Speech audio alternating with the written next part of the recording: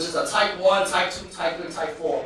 And, at the time, it was relatively revolutionary because there was really no way of kind of buying this. One thing with collectors, as we all know, is that everybody wants genuine 10s, they want 9s and stuff though. And none of this stuff was mint. None of it was and stuff though.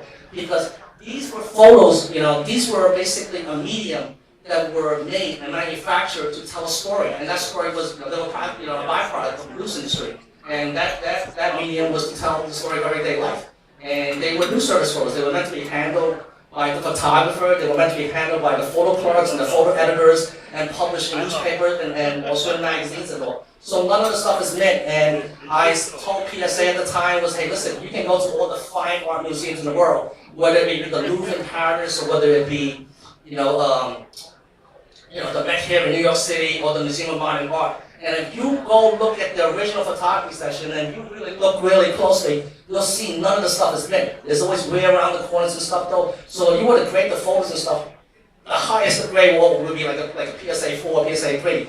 And that would just be ludicrous because it'd be like grading like a game used bat based on the condition. Because otherwise, if you want mint bats, you might as well just go to the sporting goods store and buy a brand new bat off the shelf. So, then they came back to me and they realized that, and they decided to adopt our type system. So since then, me and Marshall have licensed the system exclusively to PSA, and it's taken off. And that's basically like the story of PSA Photo Authentication Services that started back in 2007 in a nutshell.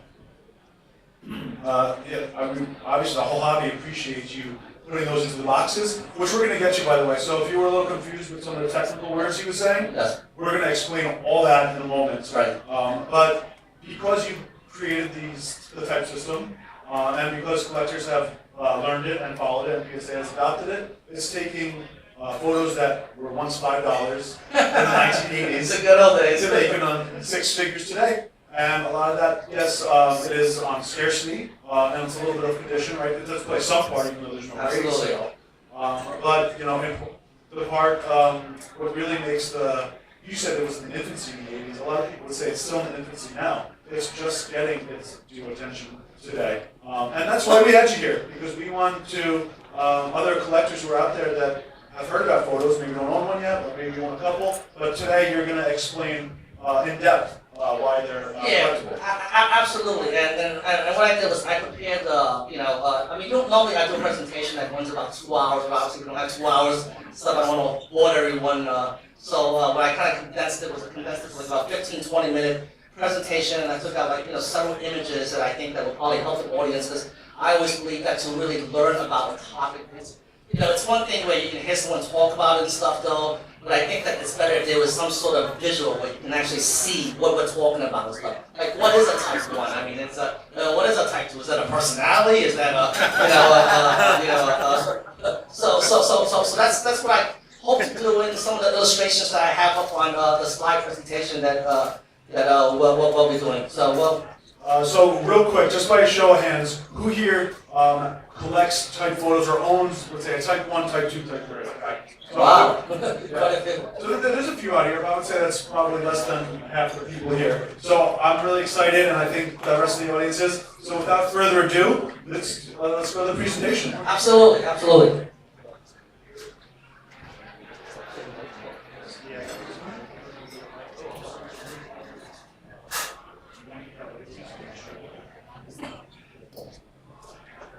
And I'm sure you guys will have some questions as we go, but maybe just hold them till the end. And if you want to come around here, we can ask Henry some questions to get some more clarification if you need it. But take it away, Henry.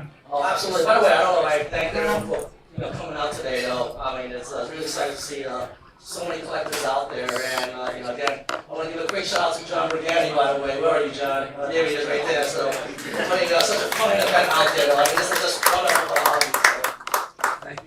These guys make it all possible. Absolutely. We try our best. I just got a real quick story with John and stuff, though. So one of the things that I kind of got started, I was a kid growing up in the late 70s and the 80s and all, and I remember John when I used to come by his store when I was probably about 12, 13 years old. Like that most kids, right? I grew up in the city, we didn't have much money and all. And I would come by and fog up his windows, and I think your assistant basically come out and say, "Hey, beat it, kids," and stuff. So it is. Yeah. So Mr. inspiration to all those young collectors out there and all that.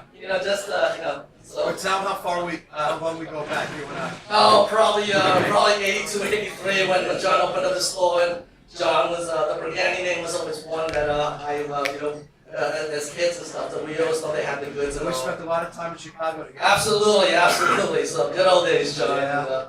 And, we should just borrow money, just bought up everything. Oh my God. So, Too conservative. I've always been too conservative. absolutely. But tell him that you don't do this very often. No, I don't, and a lot of it He is does this because, as a personal favor. and To us. Yeah, well, John was nice enough to invite me as well, and I actually just found out about this probably like about 6 months ago. So I'm not really active on social media, but John of course plugged me out of the closet. Hey, come on down, and you got a bunch of collectors out there that were Calling in interested. all those favors. There you go, though. So John, you cash one in. And, I gotta get Orlando here. yeah, I got several that I gotta cash in with you right away. We'll talk about it later on, John. So, at any Quid rate, pro quo, man. yeah. So this was the book that me and Marshall put together. I always tell people that me and Marshall were the ones that had the ideas in our heads and stuff, though. But me being the Chinese guy and Marshall being the Jewish guy, we needed someone to kind of bring us together. And of course, Bill Masher at the time gave us a young kid, an inspirational writer. And I remember, and this was Ron Ozer's son, and it was Mr. Kyra Ozer, and he was a young kid, 24 at the time, and I said to Bill, this guy's gonna write a book. I mean, does he have any experience? Oh, but boy, was I wrong about him, though. And Kyra, I just wanted to give you a quick shout out. Kyra's in the back right there. Kyra. Yeah, so Kyra actually is now the director of photography and sports memorabilia, and he's been at that post, I think, in the past 6 months, and he's done a fabulous job. He's also a dear friend of mine and stuff, so thank you, Kyra, for coming out as well. So this was our book, and it was published by Mastronet in 2005. And at the time, there was a primer, which basically gave an introduction to photography and photography collecting. And it's out of print, unfortunately, and the people that do own the books are asking ransom money for it, though. But they're asking $200-300. I would love to get this book out to the public, and one of the plans that I do have with me, Kyra, and Marshall, is to make this available as an Amazon download for $20 and stuff, though. So we're working on it. It's coming, but we will get it done. Another quick shout out to Jim Chapman, who is a colleague of mine, who came up with a follow-up book, which is a fabulous book that just came out. It's titled Baseball. It's Deadwood Era Photography from baseball, and it's a fabulous book, and I would definitely recommend you looking into it and stuff, though. So let's go on to the next pic right here. So this is basically the type system in a nutshell. This was taken off PSA's website. The system was created by me and Marshall in 2005, and the purpose of the system was to provide structure to at a time once fragmented genre. And what the type system does is it defines a photo into two key components, and that's the origin, which is what the photo was made from, the original negative versus the dupe negative, and we'll go into that, and also the age when the photo was made. From the definition, a type 1 photo is a first generation photo, meaning it was a photo that was made right off the original negative, and it was developed from the original negative within approximately a 2-year period and such, though. Type 2 will also be made from the original negative, but will be made at a later date. 3 will be made off what we call a duplicate negative or a wire transmission, and then a 4 would be similar to a 3, but it will be made more than over 2 years or so. And we're going to kind of illustrate that as we go along in terms of what those terms are. I guess I'll kind of try to simplify it, though. Chris, when were you born? 1985. 1985. So it'll be like this, though. So let's just say if John, takes his camera and takes a picture of baby Chris in 1986 when he was 1 year old, and he develops that negative. So that photo that's developed from that negative would be a type 1 photo. It was developed at the time off the original negative. Now, if John wanted to develop that same negative 10 years later or 20 years later, that would be what we call a type 2. It's made off the original negative, but it was developed later on, 10 years, 20 years later. what have you and so forth. Now, a type 3 would be a photo of Chris and such. So let's just say if John develops that negative and has the photo and gives it to your aunt. And your aunt wanted to make extra copies for her friends, but she doesn't have access to the original negative that John has. So what she can do is that she can take that photo to a Photoshop and make what we call a duplicate negative. And from that duplicate negative, she can make as many copies that that she pleases, and she can distribute to all her cousins and stuff. So that would be a type 3. And the 4 would be the same with her aunt developing that same negative, which is what we call a copy negative, and it would develop over a 2-year period and stuff there. So that's kind of like the type you see. There's a reason you picked me for that example.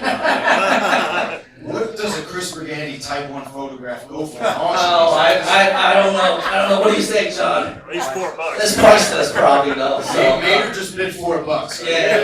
No, I think the Brigandis would pay.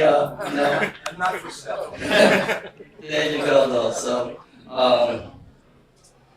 this is kind of the type system, kind of mapped out and stuff, though. And this might be, probably maybe an easy way to kind of look at it, though. So, think of the original negative as the parent, and when it's exposed, printed off the original negative, we get what we call the offspring, which is the first generation photo. So, this could either be a type 1 or type 2, depending on when it was made. So, now, if we take that original negative, okay, that original negative becomes a parent, and we take a picture of that, that becomes a duplicate negative. When we print off that duplicate negative, this would be called a type 3 or a type 4, depending on what was made, and this would be considered a second generation photo. You can technically take that photo and make a second generation photo as a parent, develop that, you get third generation and so forth and stuff though. So in theory, you can take a third generation photo, you can produce it, several times and stuff though, but as each time that you develop and stuff though, the image quality will decrease and such though. This is making like a copy of a copy of a copy.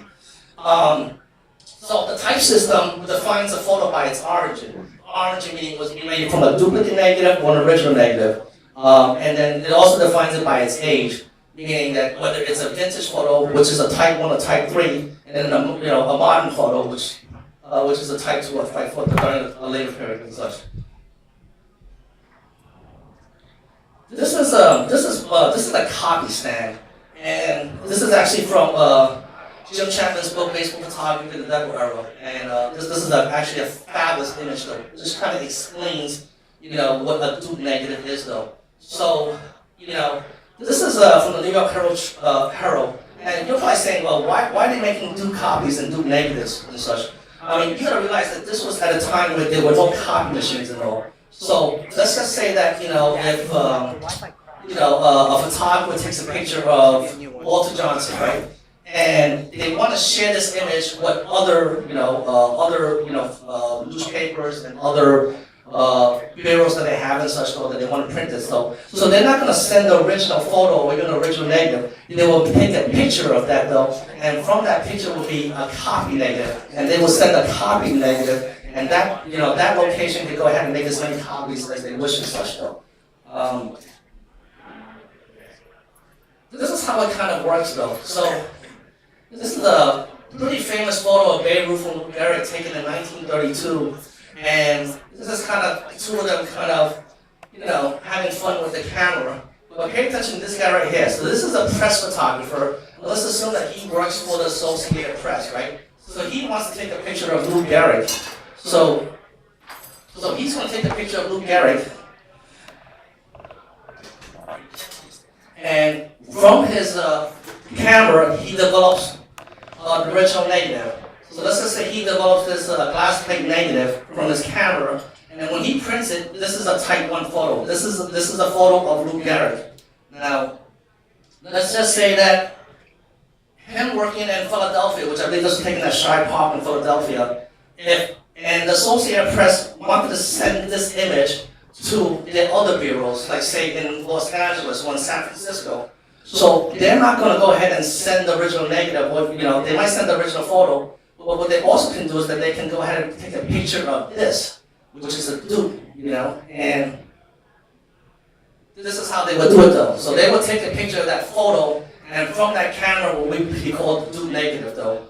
And from that dupe negative, whoever out in the West Coast can go ahead and print as many copies of Garrick and stuff though. So this will be what we call a type 3 photo and stuff though. And and a type 1 and a type 3 might be period though, but a type 1 will always be, in terms of image quality, it would be usually clearer, and it would just be a better quality image though. And you kind of notice and stuff though, how the original negative usually would have like a clear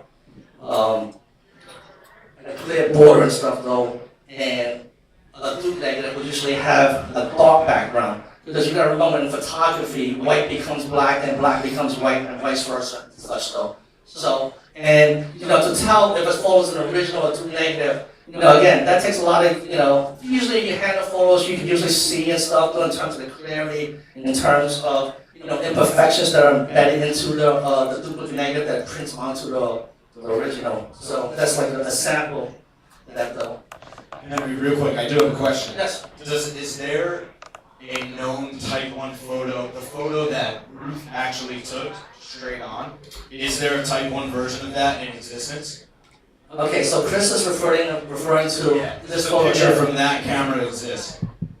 And if not, what would it be worth? Or did I just ruin the whole presentation? A photo of Ruth, of Blue Garrick. I've been doing this 35, 40 years. I've never seen it, but I'm sure if there was one, it would probably be worth quite a bit though. But knowing Babe Ruth, he probably took this camera and probably went to the bar or went to the Bronx, and it's probably lost in the sands of time. I shouldn't say that though, because by the time he was married to Claire Ruth, and by then this was Babe Ruth 1932 as opposed to Babe Ruth 1922 and such though. But as far as I know, it don't exist though. But that would be pretty amazing though. I do know that there is one photo of Ruth signing a photo of I believe of himself to Lou Garrick though, which I think hung auction. So that's probably the only piece that I can think of that's photographic as relates to Lou Garrick.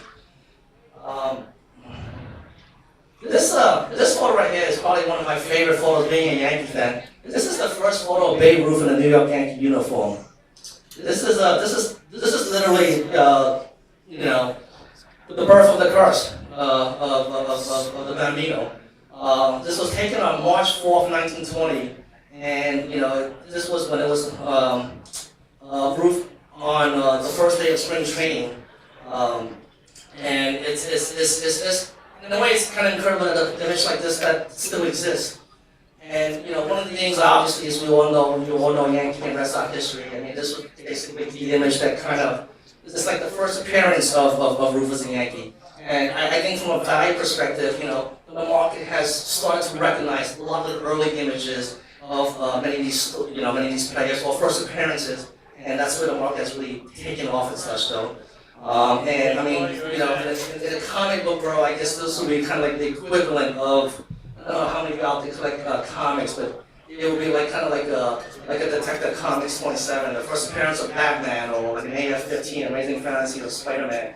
But this is the first image of Babe Ruth, in the New York Yankee. So real quick, going back to the different types, this is obviously a type 1 photo. How many of these exist? This is only one. Right. Yeah. So going back to your examples of how people were taking copies of copies to send them to different bureaus and news outlets around the country, that's typical, right? They only make one, or maybe the photographer makes a couple originals, but there's typically multiples in textures, trees, and photos. Absolutely. And I would say that, no really one image, especially from the news services, is unique and stuff though. The question always comes down to how many have survived.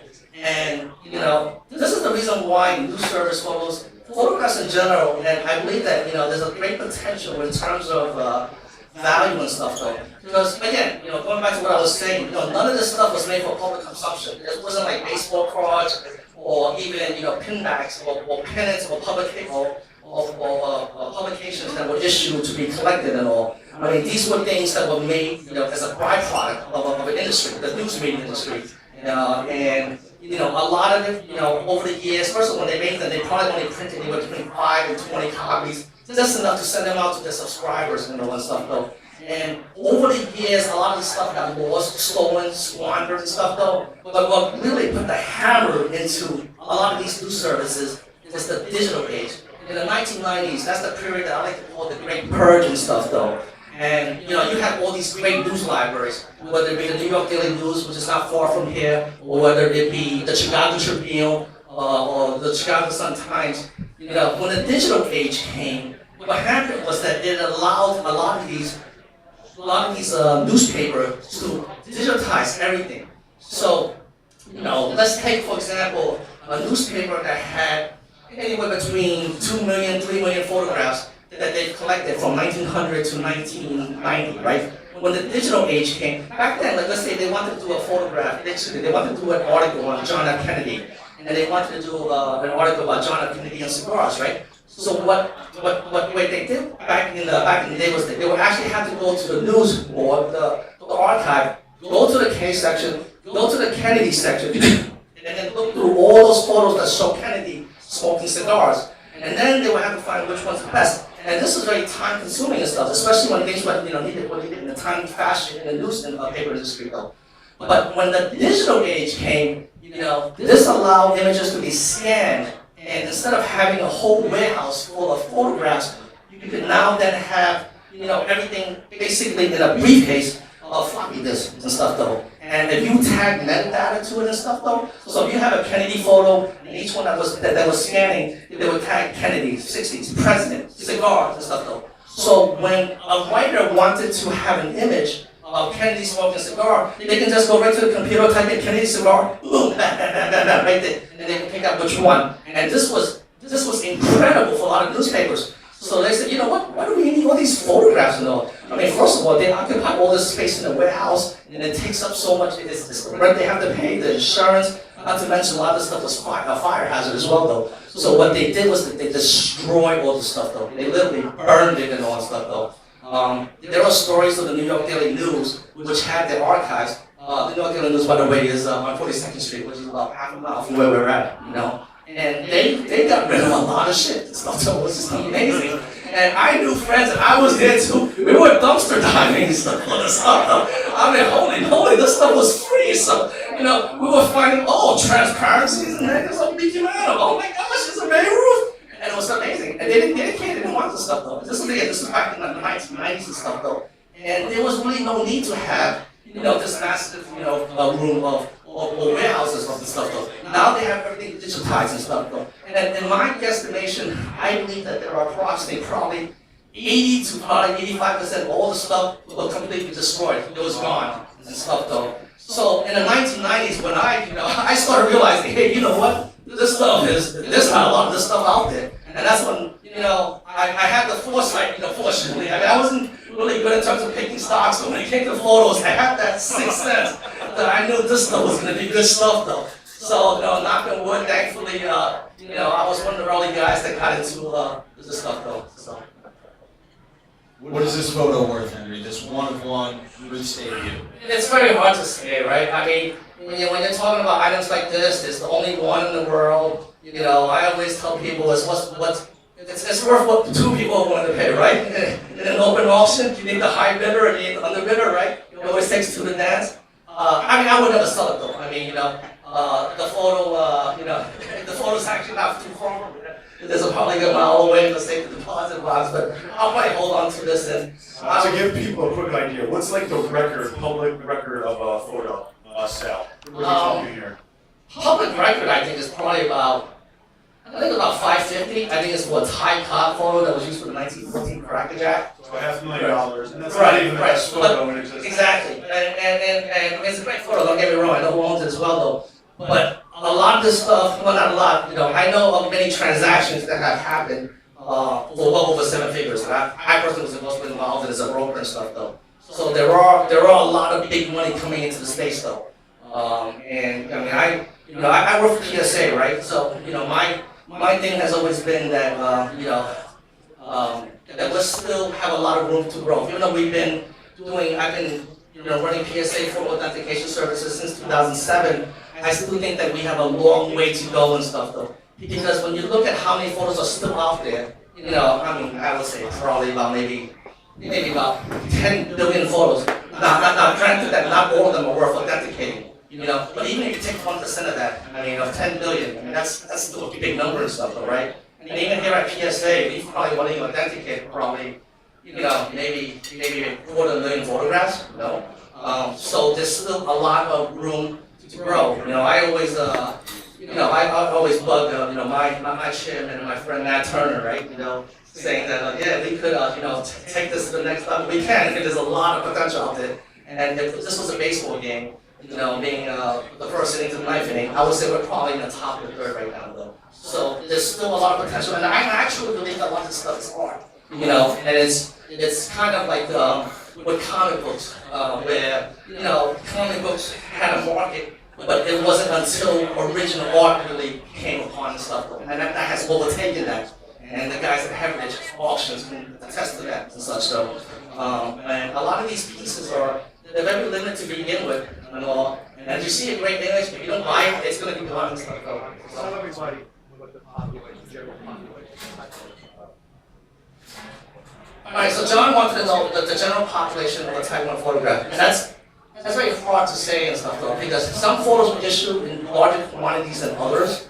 I wish we had a pop report that we are working on something at PSA, but that's down the line and such, though.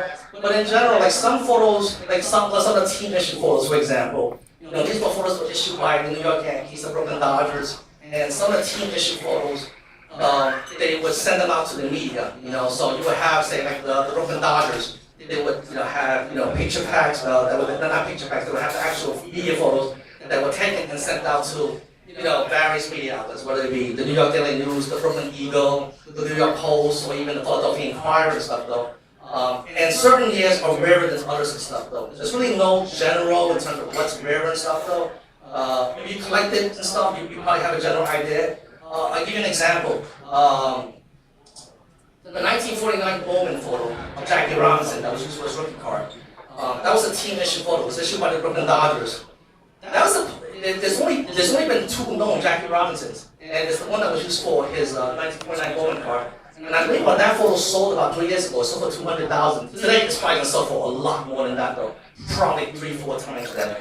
But if you look at another team issue photo from Jackie Robinson from 1953, which is a popular one, you guys have probably seen it in the auctions and stuff, though. That photo has like a pop of like about 30 and stuff, though. And maybe even higher, 30, 35, including the copies and stuff. That photo is probably about $25,000, $30,000 photo. But again, that's a pop 30, 35. And it's just that because of that year, there just happens to be more of that photo and stuff that was issued compared to some of the older one. We'll go back further, pre-war.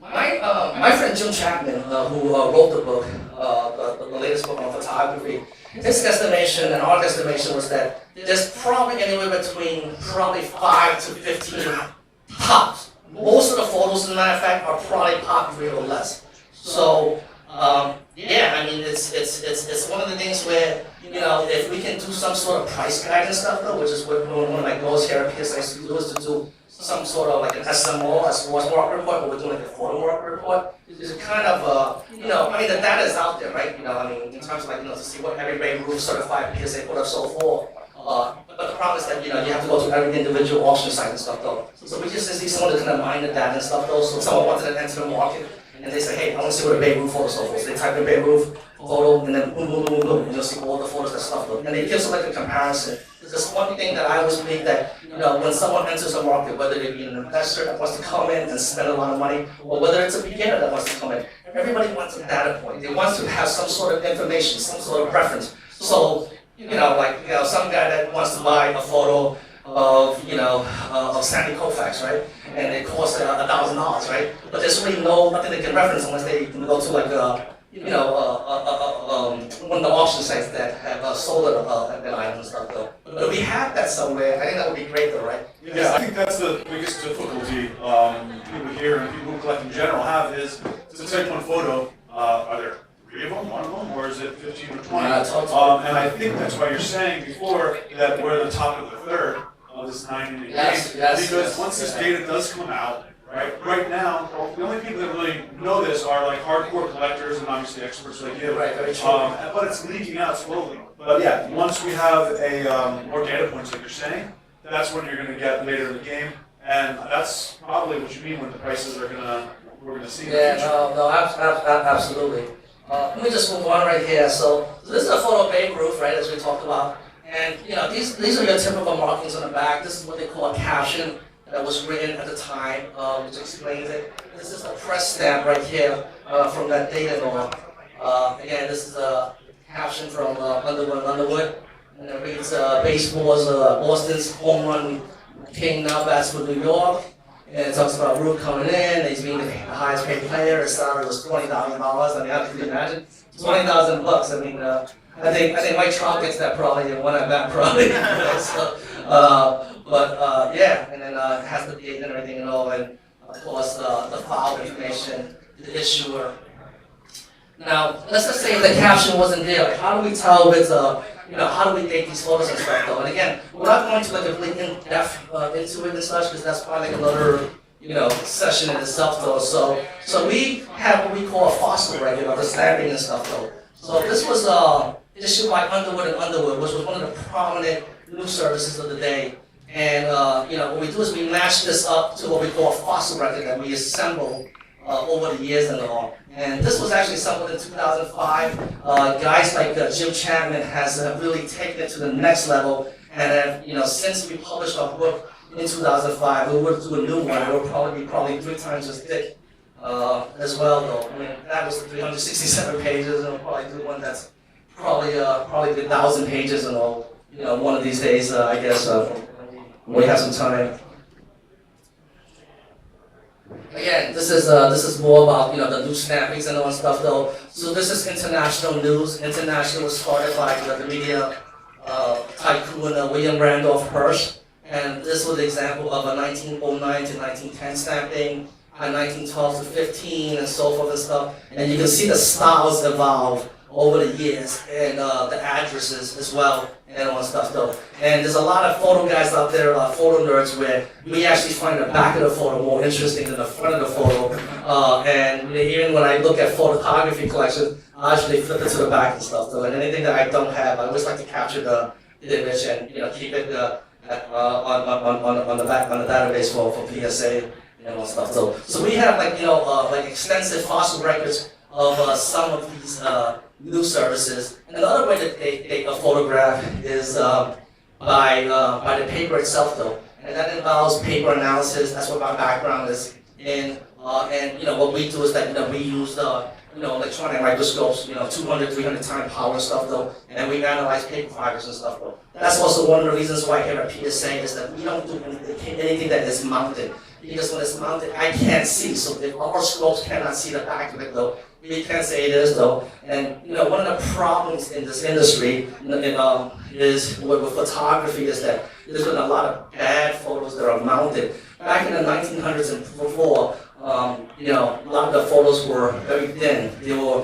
what we call album and print, and they had to be mounted at the time though for them to kind of handle the photograph and stuff though. But because of such, there's been some, crooks and dishonest individuals. What they do is they'll take a common photo that's mounted, they'll demount the common, and they'll put a picture of Ty Cobb and Hollis Wagner. And unfortunately, some of the work has been really good. I mean, some of the stuff will probably fool a lot of experts. So again, if you're buying mounted photos and cabinets and CDVs, always be careful. And there are good stuff out there, but it's always, you just gotta know your source and all that stuff though. Yeah, and I'm for the PSA authentication.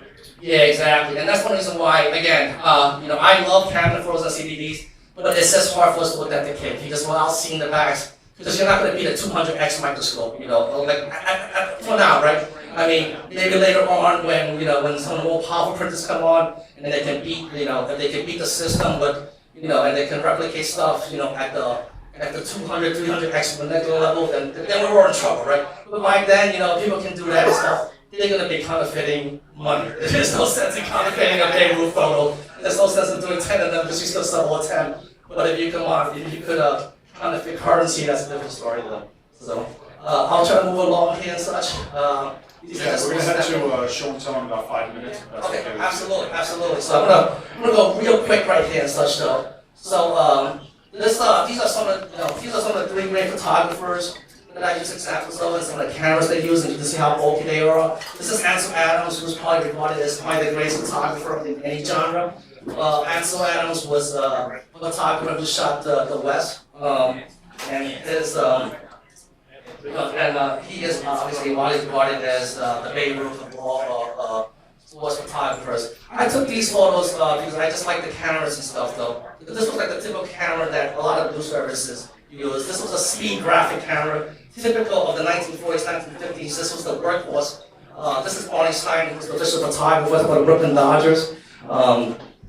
This is Luigi, who is one of my favorite photographers. He shot a lot of the street photography in New York City of the gruesome crime scenes during the Great Depression and during the gangster era and stuff. So, these are the type of cameras you see in the movies where the light goes off and yes. These are the folks and all that stuff though. Yeah, I was gonna bring one, but I actually have a couple of these because I also collect these myself though. Because I think that that's cool and stuff though. I actually have a couple that were working and all, and I always play around with them and stuff. So they're just cool to have as a supplemental to a photography collection and all. So real quick here, this is a negative of Jackie Robinson, right? That was taken by Barney Stein. So this is how when the shot comes off the camera, this is the negative, and this is a photo that was developed off the negative, and you can see the crop marks here. So this is usually done by a photo editor or a photo clerk, and this is the area that they want from that shot to be published in publication though. So they would mark these up, and every photo, department has their own ways of their own code and all. So this is the photo of how it would appear. That we would print the type 1 photo, so they would print that part of the negative and make that section. And of course, this was how the photo would appear after they take the photo to make the printing plates. And they make a halftone with it and such. And so that's Jackie sliding in 1950. And of course, after they're done, they will file it away into like an envelope like this. And it will be, either filed away, stolen, lost, what have you and stuff though. But original negative, again, is another genre in itself that maybe one of these days I'll come back, John, and we'll probably talk about original negatives, because that's a whole other section in itself though. This right here is the first wire picture transmission.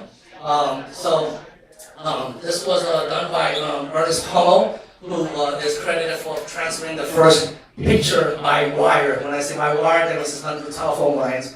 And the picture was this picture right here of Mayor Robert Van Wyck. Those of you who drive in Queens know the name Van Wyck. They probably cursed at him because it's always jams, right? So, but Robert Van Wyck was the first mayor under the unified New York City when we had all 5 boroughs and all that stuff though. So they transmitted this image from City Hall 8 miles away, and they received this image right here and stuff though. That was done by the New York Herald in 1898.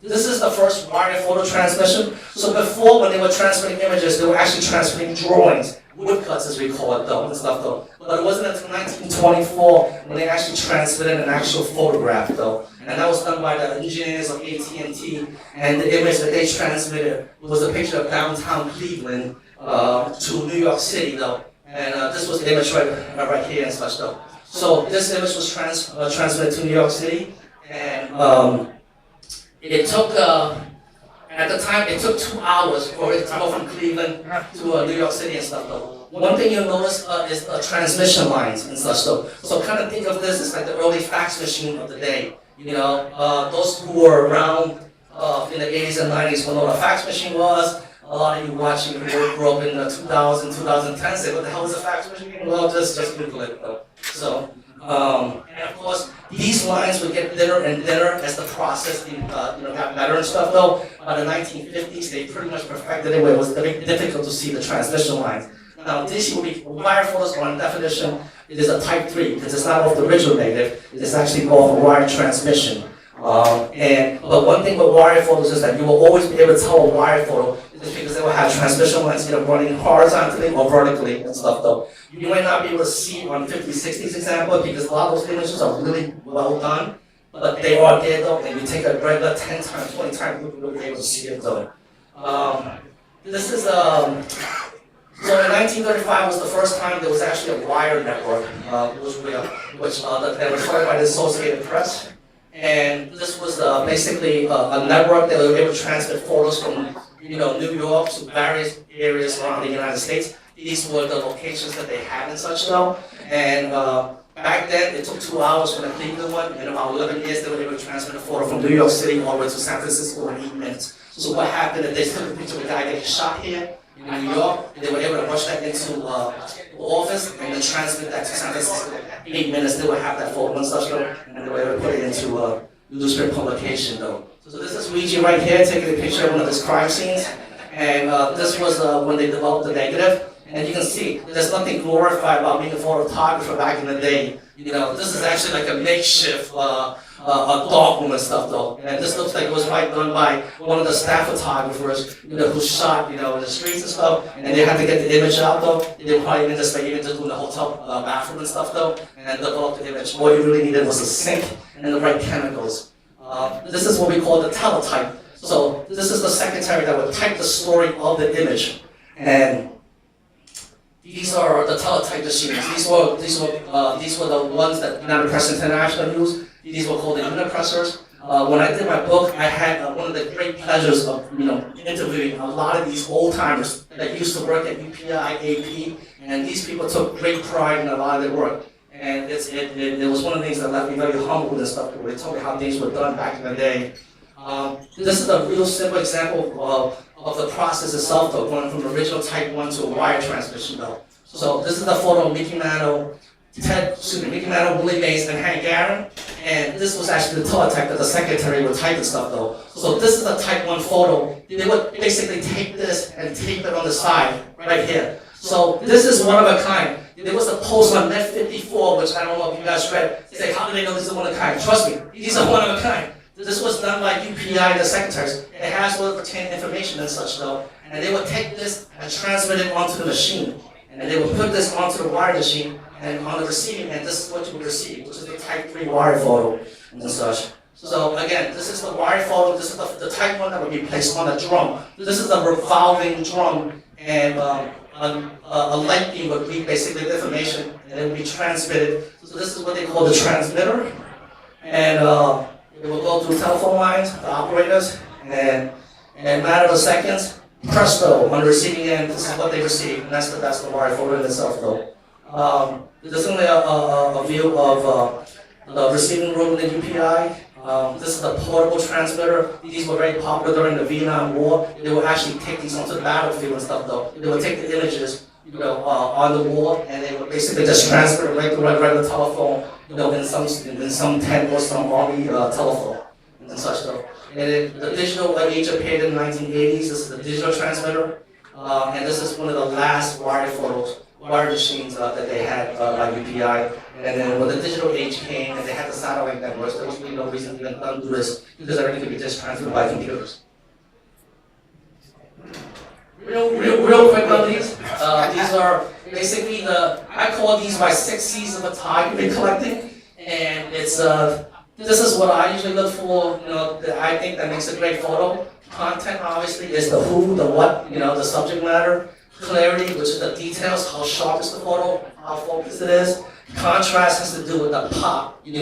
Are the highlights bright or the shadows dark? And that's when you really receive that, the image that really hits you, that it's a great photo. And composition is basically how all these elements kind of come and blend together and stuff, though. And condition, of course, is the central image.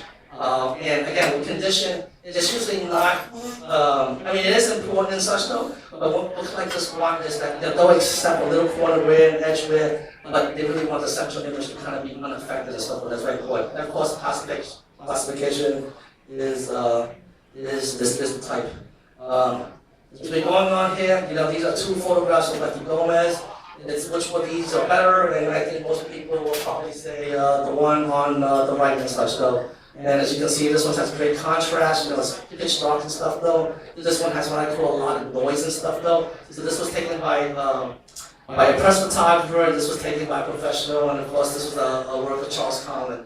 And this is what professional photographers know, it's like they know which area of which areas of Yankee Stadium had the best light, the best time to take the picture and stuff, though, and how to post the image and all. They both have great composition and stuff because it's lefty, there's a trademark pitching poles and stuff, though. But this is a well-executed image. But this one was kind of like, probably maybe taken by a photographer who's not experienced as common and such. Henry, I hate to cut you off. Absolutely. I'm so sorry, but I hope everybody appreciated. So just learn the nuts and bolts about photography. Thank you, Henry. We're not done with you. We want to talk about some items you brought in. If you could show some, show and tell. Oh, absolutely. You know what? It actually takes us to right here, though. Perfect. So yeah, so I brought several items up here that of course, this one being probably the most famous sports photograph in our space. There's really two great photographs that when people think of sports photography, they think of. They think of the Nat Fine, which is taken by Nat Fine, actually, the name out by Nat Fine, who was the photographer. And it's right here, Chris is holding it and such. So this was the only sports photograph that won the Pulitzer Prize. And Nat Fine was a photographer for the New York Herald Tribune, and this is titled The Bay Bows Out. And this was basically taken 3 weeks before he died. Actually, it was taken about a month and a half, my mistake though. It was taken on June 13th, 1948. And what's interesting about this copy is that this copy was owned by Bob Cook, who was the boss of Nat Fine. He was the photo editor, the sports editor for the New York Herald Tribune, and he actually gave this copy to his friend, and it's one of my favorite photos of Ruth, because it was owned by Cook and it came from the New York Herald Tribune. And you can understand that Nat Fine printed thousands of these photos and all. And the question is, how do you know it's a type 1? How do you know it's printed in the 50s and all? So, by the way, this is Nat Fine's camera. These images came from David Nieves, who is the curator of the Nat Fine estate. And it's amazing So how many type 1s of these, for example, exist? Oh, I'm going to show you actually in a quick second, actually, when we get to that diagram. This is actually the negative. I got to actually hold it and such. This was actually in Nat Fine's camera. It's amazing that something like this still exists. But you can still see it's a relatively primitive in terms of photography today. But that negative still is capable of producing unlimited prints and all.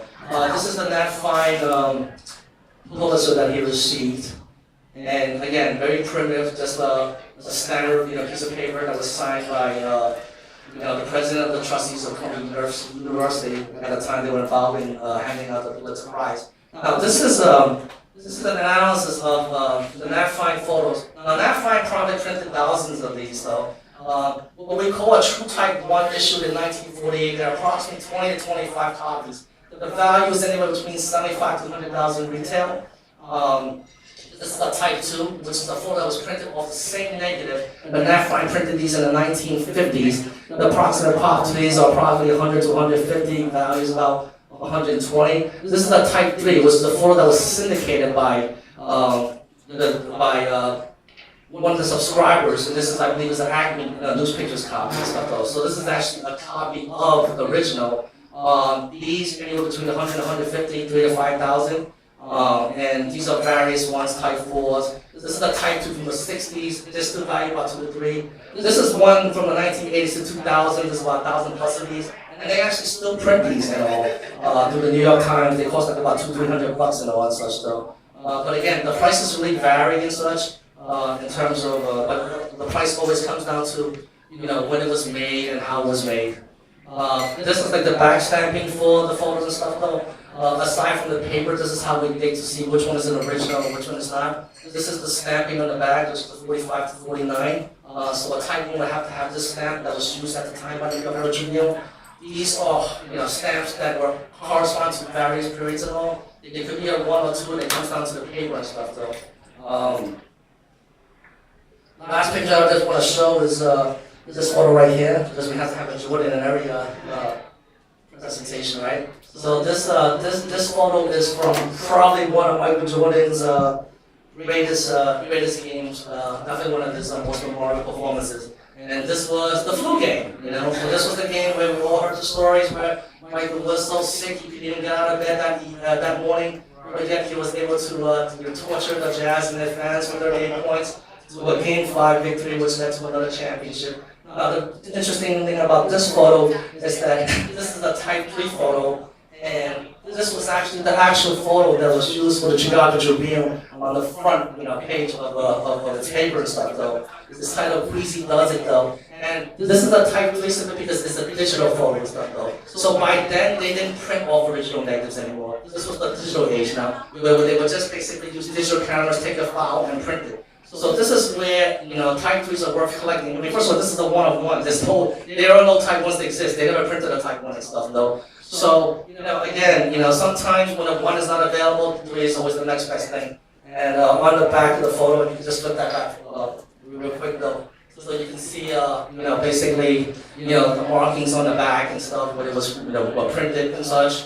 The CT was when the archive was brought out, Chicago Tribune, but this was the images how it appeared on the newspaper. And you'll notice that this is Kodak electronic stock and stuff, though. This is another way that PSA also authenticates photos. Is also by, the stock that the paper was manufactured. And, these are some of, the various paper stock that Kodak manufactured, and this is only just the 1990s and stuff, though. And then they correspond to the various periods where this paper was made. So usually with stuff that's blank back with generic stuff, it's very difficult to authenticate. But if it has the paper, the watermark and stuff, though, we can authenticate it and stuff, though. Yeah, pretty much that's it. So Thank you so much. Thank you. Yeah, give it up for him, you guys. thank you. We're gonna do a break, but we're just gonna go right into the next segment. So if Irvin, Mark, and Tom want to start getting prepared for that. But real quick, I want to tell a story with Henry. I don't know if some people know the story. Henry, can you grab your microphone? Real quick, I want to tell you about this Michael Jordan jersey. That there's a big scandal in September, and in short, I'll kind of do the lead up for it. A person at an auction bought a Michael Jordan game-used jersey from 1996, I believe, and it only sold for about $25,000 or so. The reason being, it wasn't photo matched, it wasn't attributed to any sort of game. It was just a lightly used Michael Jordan jersey. Now, Michael Jordan jersey is attributed, can go for millions of dollars. So what does happen in our hobby, as many of you probably know, people buy these jerseys for $20,000 or more out of auction, and they go on a crazy hunt to try to find a photo match to see what game it was from. And if it's from an important game, like a flu game, forget about it, or it's from the finals, forget about it. You're talking about millions of dollars. So that's exactly what happened. This guy bought this jersey, he photo matched it, took $20,000, and made it into $1 million. And I'll stop there and let Henry take it at that point. Yeah, it was just really odd because I actually didn't even know that was those were photos or it had to do with a jersey. So I was out at the National at the time, and so Nat Turner, who is the chairman of Collectors Universe, calls me over and says, "Hey, I got a guy here. He wants to have his photo authenticated and stuff." So I said, "No problem." So I come over and I look at the photos, and the guy started talking and saying that these were photos that were printed from a photographer in the 1990s. They got them at the time, and of course I'm looking at the photos. I said, "There's no way these photos are from the 1990s." So them kept talking and stuff. And he asked me what I thought. I mean, and I told him that these photos are not from the 1990s, and I told him how recent. I go, they could have been printed 2 years ago, 2 months ago, even 2 hours ago. I just told him I'm sorry that these are not from the 1990s original, and I can tell because my background is with photography and paper. I'm not an expert with Jordan jerseys or what have you and stuff. So, but when it comes to photo photography and photo paper, I knew right away. So at the time I didn't think nothing of it though. He went on his way, and then Darren Rovell, my colleague, brings out the story saying that there was a guy that was trying to pass off a photo match of a Michael Jordan jersey and stuff though. And it turned out that those were 2 photos that I looked at and stuff though.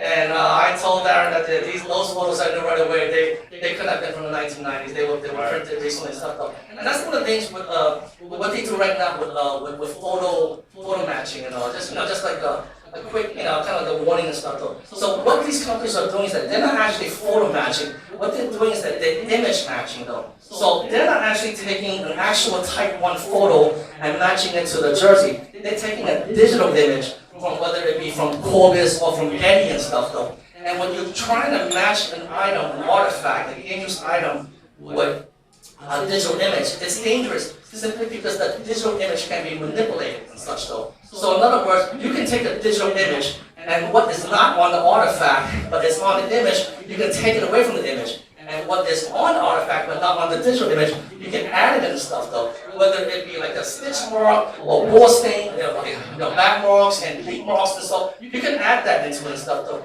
And that's the problem though. But to me, like, the true holy grail of photo matching is using an actual type 1 photo. Because, if you're matching, say, this back here that Beirut is leaning on and stuff though, right? You're not going to be able to mess around with this photo because, it's going to show.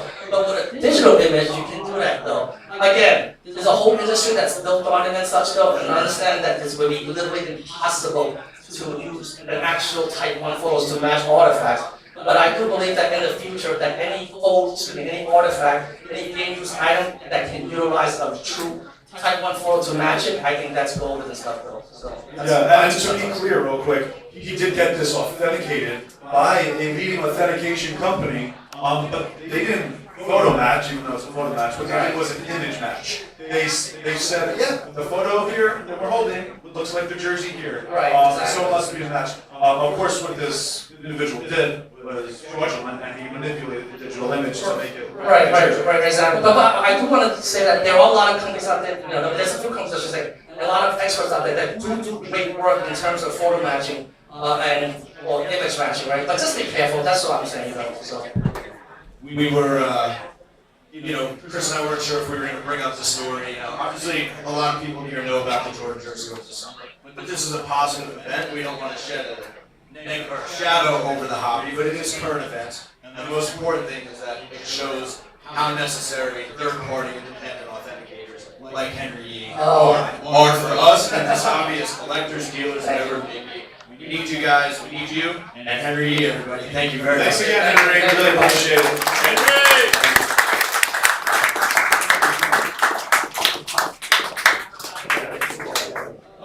Hey Buster, if you want to come up here real quick, and then we're going to bring up Irvin first. But first, if Buster can come on up. Guys, give Buster a warm welcome. He's no stranger around these parts. What are we talking about? You, Buster, just you. Guys, Buster is a super collector. You've seen him here before. He works with every major brand in this industry. Helps them out. He helps us out. He's always a welcome guest here and speaker at Collectors Night. I think the last time you were here, you were talking about collecting original Nickelodeon SpongeBob drawings. Yeah, I don't think anybody needs to hear me talk too much more about that, but So it was a lot of fun. Somebody just screamed out that was awesome. So you have fans, right? But you don't just collect, you collect everything, right? Autographs, 50s cards, Nickelodeon memorabilia, a little bit of everything. Is there anything new since we last saw you that you're trying to get into? Yeah, I'll break down the new category. I try to find at least like one category per year to go after, both for fun, sometimes for investment. And I have a pretty good idea of what that's going to be for 2024, and it's high-grade, Grail, Indian currency. Because if you look at what happened in China in the 1980s and 90s when GDP started rising really fast, it was all the wealthy people in China wanted to go back and buy the things that were significant to their history. And India is at that exact same point now, so making a bet on that. Life's great. So from SpongeBob to paper currency, coins from India, a little bit of everything. You might be one of the youngest guys here, but definitely the most well-versed and knowledgeable in the hobby. So it's one of the reasons we want to have you up here while we bring up a few of our next guests. Yeah. Sure. Yeah, happy to chat. So Irvin, if you could come on in here. Guys, we're going to bring a collector. This is Irvin Dash. He came all the way from Dallas, Texas to be here. Give Irvin a warm welcome here. Yeah, sure. Irvin has a tremendous collection in the hobby. And what I love about Irvin's collection is that it's, I was about to say all over the place. That sounds like a negative thing, but it's That's what's beautiful about it. He doesn't just collect cards or autographs or photographs. He collects everything and anything that's historically fun or important to learn about. So I told Irvin, said, why don't you come up, bring some cool stuff from your collection, share it with you guys. I think it means a lot to the guests here when there's collectors up here versus the professionals. So tell us what you brought in today, Irvin. Great, thanks. Thanks for having me here and giving me the opportunity to share a few things. So one of the things that I like most about collecting is the game. It's the game within the game. It's finding something that's interesting, that's unique, and finding a way to get it where it might not be available overall, and it's unique. So to Chris's point, sometimes that's sports, sometimes it's political, sometimes it's celebrity, but it all falls as a theme of being very, very unique. So I brought just a few examples. One of the things I'll mention, to start with is I'll share two autograph stories. And I'll talk about the books later. So maybe one of the things that I've enjoyed collecting too is as time has gone on, I've been more political and historical. I think it's very interesting, fascinating. When you think about the significance of some of the politicians and these historical characters in our history, we focus and gravitate on the sports because of the attention that the media gives us. But when you think about somebody like George W. Bush in '43, you think about 9/11. There's going to be a point in time where we think about that and say that was a very significant part of our history. And so I used to live in Santa Barbara, California, and there was a foundation there called the Turner Foundation. Not related to Ted Turner, just a family in Santa Barbara. But they had an opportunity to have George Bush speak and talk about his reflections on 9/11. And a friend of mine is a Superior Court judge in Santa Barbara. And he got some tickets to have a meet and greet in time for a quick photograph. And so they said, absolutely no autographs. So my intent when I thought, I'm going to go for an autograph. So it's just the way it works. It's just the way it works. And so you get in the line, you come in there, and they say all bags put on the side, ladies drop their purses over here, the Secret Service people are all around. I'm wearing a suit, and of course what I have in my pocket that I carry every day in a backpack everywhere I travel, so that you just never know. And I said to the judge, I said, stick with me, I got two balls, one for you, one for me. I said, we're going to make a running with each side. So when it came our turn to get an opportunity to get a picture with the president, I had a tie that I chose just for the evening. It was a baseball tie. Long tie, had a picture of Babe Ruth, Lou Gehrig, Miller, Jimmy Fox, all the old guys. So I walked up to the president. I said, hello, Mr. President. I wore a baseball tie for you tonight. He said, I'm a baseball fan. He said, I'm really glad to see you. He says, you love baseball. I said, I do love baseball. I said, but more importantly, I remember before you were president, you were a baseball guy. He said, absolutely. Being a baseball guy made me a better president because I had to learn how to negotiate.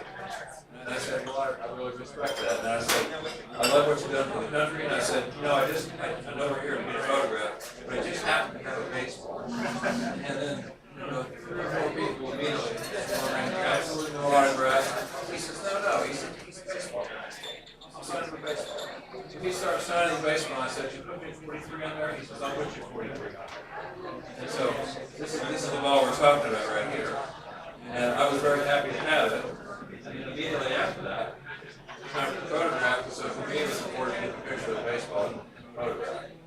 So right after that, the president he was frankly relaxed because he was being challenged at anything political.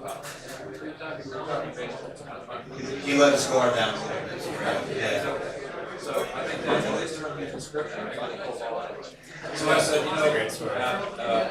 President, I said, when you came out and threw that pitch after 9/11, I said, the country really needed that. He said, did you see how I entered that ball? He said, right in there. He said, did you see that? I said, I sure did. I said, we needed to see that. And he said, well, I really appreciate you coming out and talking baseball tonight. He said, that's refreshing. Arguably the most significant pitch in baseball history. Yeah. we got it all the way to the plate. From the mound too. He didn't move up close. He was good. So I made sure my friend got the ball signed too. So for me, that was a win because they said absolutely no autographs. So it's just Did anybody else get an autograph that night? Or yes, too. just you guys? And we got Wish 43, and this came back to PSA rated 9. So Yeah, that's amazing. Beauty. Whatever happened to that first pitch baseball, by the way? Now that I think about it, That's someone has that ball. That's a great question. Someone has that ball. That's right. Yeah, that's right. Maybe the president himself. I was gonna say maybe Mark Maver, but. Yeah, we gotta ask him. So the second story I had to share was in high school.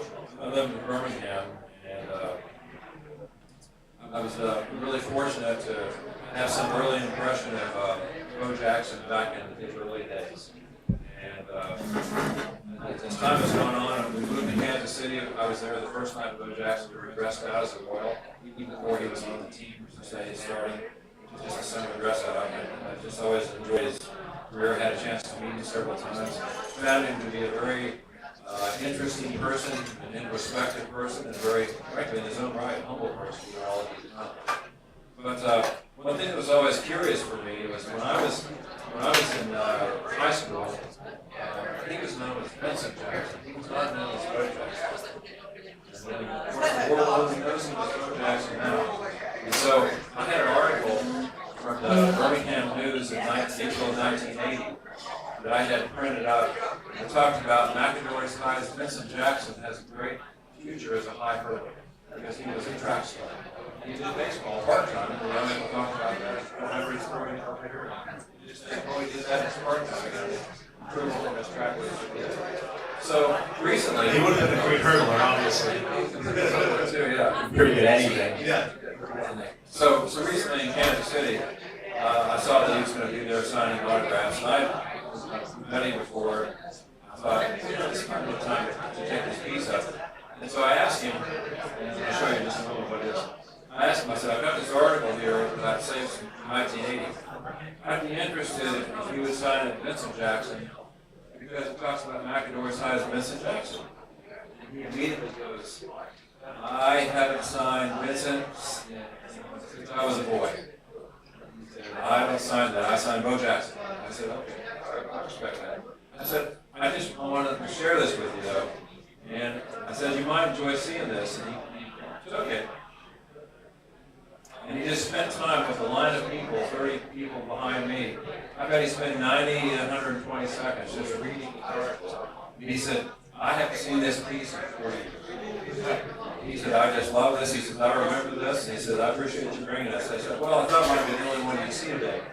And so I had that as well as two original tickets from 1986 from his first game. I happened to work that night, so I couldn't go to the game, so I put the tickets in an envelope. They've been the same envelope since September 2nd, 1986. So he signed these, which I was happy about. And then he signed my newspaper article, Bo Jackson. He put it aside, I picked up my stuff, and then Bo, being the great guy that he is, he reaches back, he takes it, and he looks at it again, and he puts a really nice Vincent right across the front of it. And I was really pleased with that. So out of his mouth to say, I haven't signed Vincent since I was a boy, I felt pretty happy to get Vincent. Yeah, I mean, how many Vincents would exist, since he's stopped signing? Probably not many. So again, it was the game within the game. It was trying to get something that wasn't possible. Yeah, that's what I love about these stories is how do you get an autograph when, one, they say no autographs, and then two, when they say, no inscription or no Vincent, right? How many people knew Bo Jackson's name was Vincent? I knew you were going to raise your hand. But yeah, I had no idea until Irvin told us a few weeks ago, to be honest. So maybe it's one of one. It's the only one that we know of or have seen. One of the greatest, if not the greatest athlete. Yeah, and we were talking to Jeff Rosenberg before about all the modern signings, and there's so much stuff. This is a perfect way to differentiate, to get something new and unique. Because you're competing against maybe Bo Jackson signed photo or baseball out there. Now this is probably a one-on-one piece. Yeah, I can tell you, even for him, being there that day, I was observing everything else that was being presented to him to sign. I've done this over the years too. Anytime I'm trying to get something signed with somebody, if you take them something that's personally interesting to them, it's going to get more attention and more interaction. And if you study something about that piece, it's different than just throwing, Bo Jackson rookie cards in front of somebody like this. If we sat there and just studied that, we really, really appreciate the time. He said, thanks for bringing this. So I think that's something perfect. I go for it. Yeah, anything to differentiate. That's something that I've found that works really well. Not necessarily for autograph sake, but for connecting with athletes and bringing them something that you know they don't have in their own collection and just gifting it to them. Everything changes the second you do that. I've given countless guys their debut tickets. I've given countless guys, pieces that they've probably never seen before, similar to that. And just the reaction you guys, it turns them into a child a little bit, just like you did.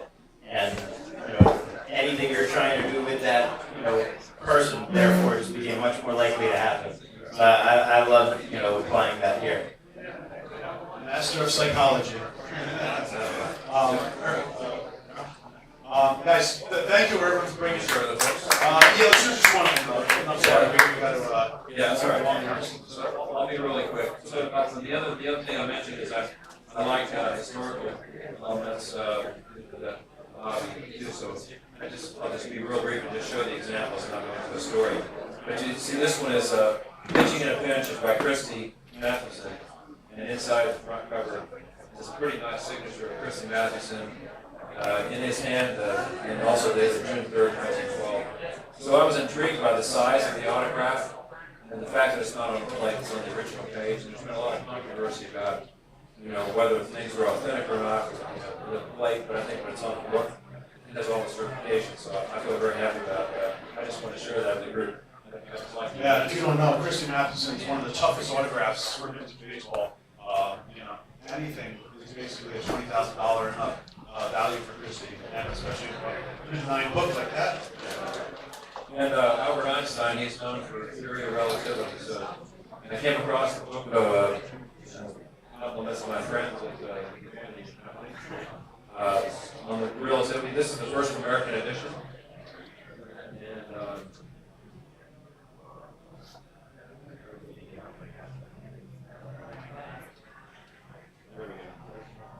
And also signed on the front here. So again, it's a little bit of the game within the game.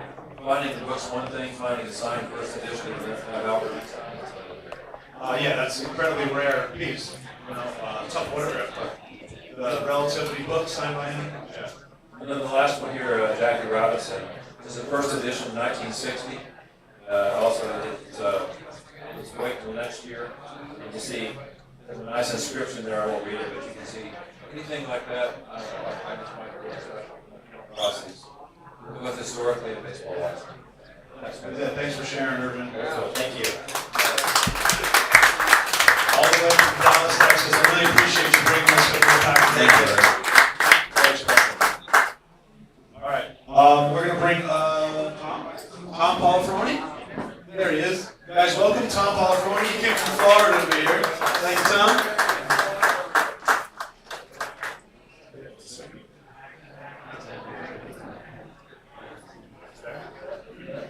So, Irvin showed us, awesome stuff from his vintage collection when he started about how he was able to cut through and get the autographs and stuff. And that kind of brings us to Tom. Tom is a methodical collector.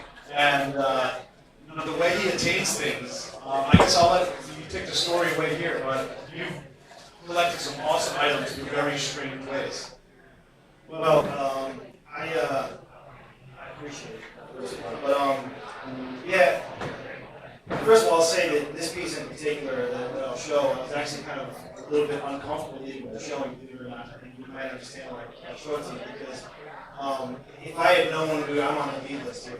And if I had known I was doing this in advance, I might have brought something else from home. But it just so happened that Henry, I don't know if he's still here, had this item. It was working on it, so it was here. So I said, "Oh, come on, talk about it." But I was saying to Buster before, like what I really want to collect is iconic people, and moments and pieces of history that changed the world. So that can be Babe Ruth, it could be Mozart, it could be Marilyn Monroe, it could be Lady Smalls.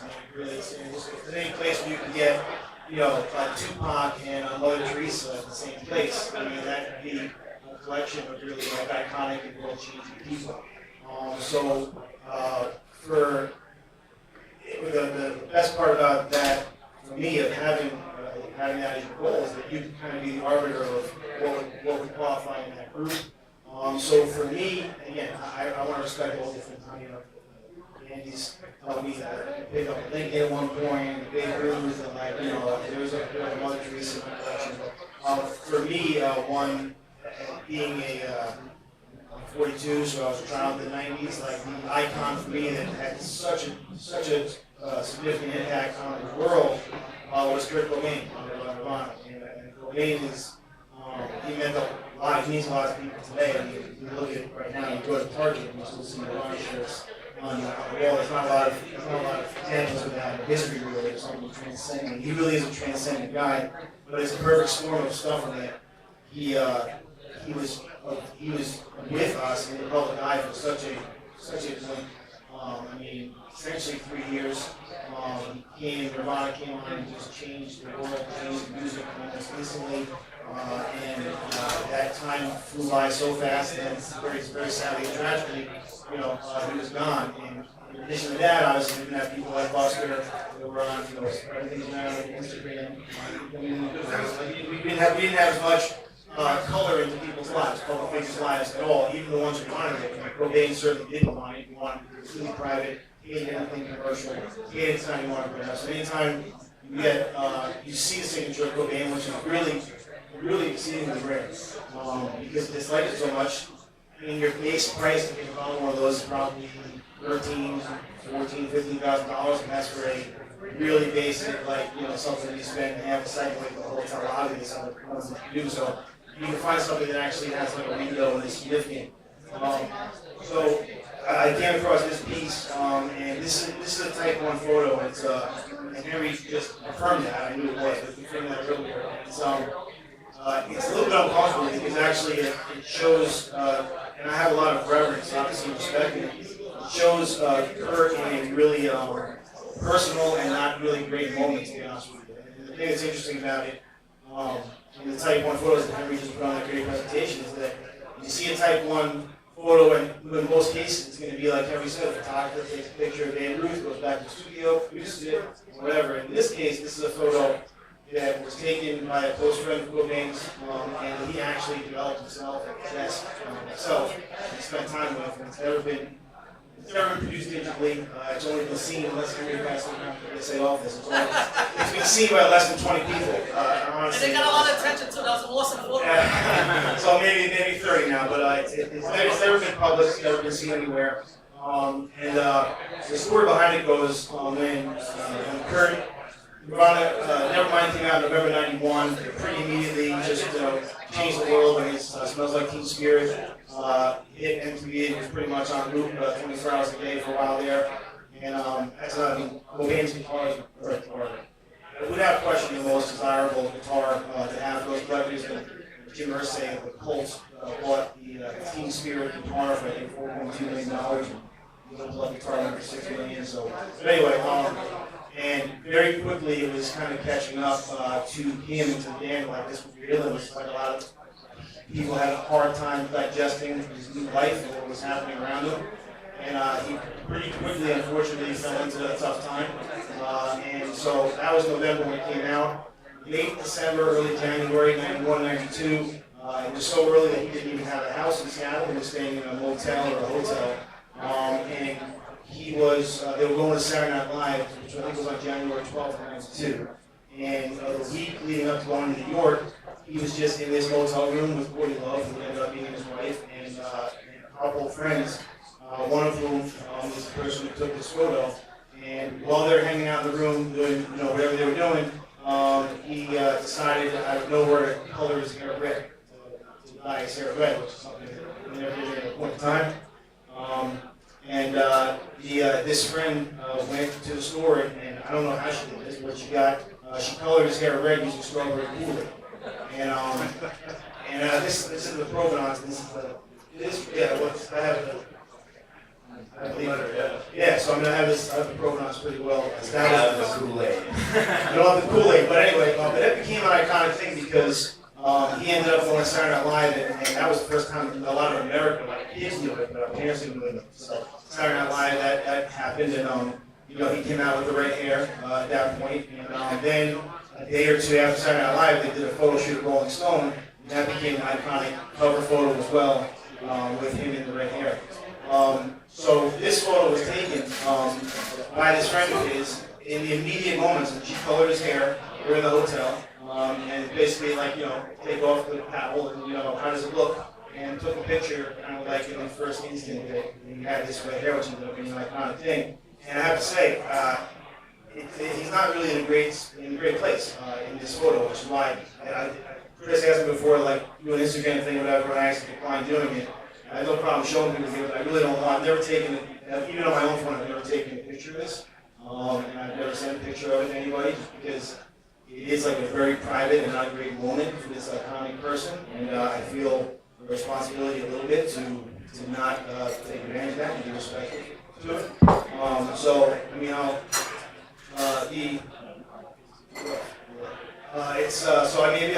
just walk around and show people, but the rest of the story, and I won't warn anybody, but after this happened, a couple days later, he was going to New York for Saturday Night Live, and went to this friend was picking him up at the airport to take him picking him up at his hotel, to take him to the airport. He was leaving the hotel after the week. There was some stuff that he didn't want to leave in the hotel for obvious reasons, so he brought a cardboard box out to the car with a couple of potted plants. For some reason, that was the thing that he did. He liked plants and he watered plants, and some recreational paraphernalia that was in the room, and in a box, and gave it to her and said, basically, just get rid of this. And he also threw this photo into that box and said, like, by the way, I give you that photo that you took, developed it, and we keep it. And she went home, you know, put it in an envelope or a box, and put it away for 4 years. So again, that's never been seen. And I will caution you, honestly, not to be too dramatic. It's not entirely pleasant either, but it is a moment in history that will transcend it. So, yeah. You know, collecting like Nirvana stuff in general, Kurt Cobain stuff, beyond Tom's story, it's, if you look at the stuff that's nostalgic to people growing up, and when they hit that certain age, and Buster knows what I'm about to say, I guess it's about like 40s or in their 50s, right? That's when the nostalgia really hits. You have the money to spend. And I can't explain that a little better. It's a combination of when the nostalgia hits and you are making the most money in your career, which most people do in their 40s. Yeah, so it's a big combination between those two things that, you know, gets people to go after those nostalgic in some ways items and things and intellectual properties that mean something to them from, you know, age 5 to 25. Yeah, it's cyclical. not to like brag, but I have another Nirvana piece that I'm really proud of that I definitely would have brought if I knew I was coming up and everything. And that's something I would much rather show because it actually, through the same time period, unquestionable provenance and really a beautiful piece that shows a completely different light. It shows a guy who's really pretty joyful and even you know, some love and everything. It's a beautiful, super rare, wonderful piece. And I would have rather probably show that, but I just, you know, this is all we had because Henry just finished with it. That's the story. Yeah, the concept of photographs that mean something to a historical figure that you would put in like your Earth Hall of Fame that haven't been seen by people is really interesting. Because just about everything else has. That's the thing, and so that's why I'm cautious with it. And also, I don't want to be disrespectful. Like I said, I have a lot of reverence for the guy, and it's a very private moment. So if this ever moves on to someone else, which it may, I will never put this on the internet or put a picture up of this because I don't want to be disrespectful. But I had the opportunity to acquire it, and I was really saying all that. So. We appreciate you sharing it, and we know it was last minute, and you would have preferred to have shown your other Nirvana piece, That wasn't a dig, but, you know, which is a more positive piece. But the whole point is, you know, the reason we wanted you up here, Tom, is because we kept coming to the word methodical and so detailed. And you even told us everybody's going to hear from Mark Bader next. You did tell us the other day that Mark Mader's appearance 3 events ago that we had really got you inspired to dig deep. So as opposed to just, all right, let me go get a Nirvana record, let me get a concert poster. You take your time, you do a lot of research to set your collection apart. And Mark talked about, I think it was very scarce and significant. I think that's great, right? Relevance. Okay, yeah. So I mean, like anything domain is going to be scarce and significant, like anything. And so I was saying to Buster, it's almost unprecedented the impact that I had with by the lack of stuff that's out there, especially stuff with meaningful. So, but we had a lot of stories and a lot of cool stuff, and these guys can help me. These guys are the best. Yeah. So. Thanks for letting me. Of course, brother. Thank you. We appreciate you. Thanks for sharing, Tom. Really appreciate that. Our final guest tonight is going to be Mark Maynard. Mark has been here once before, and what a collection he has. So thanks for coming, Mark, all the way from Louisiana. Thanks for having me. Guys, give it up for Mark. And thank you, Tom. Give it up for Tom, too, please. And Irvin. Got some colors here. Yeah. All right. So we got a lot of plastic in front of us. Mark has a great collection, one of the best that we've seen. A lot of you are familiar with him. Mark's also my personal trainer. I got to get in the gym a little bit more. So Mark's about to show you some pieces that, again, being very detailed, very methodical.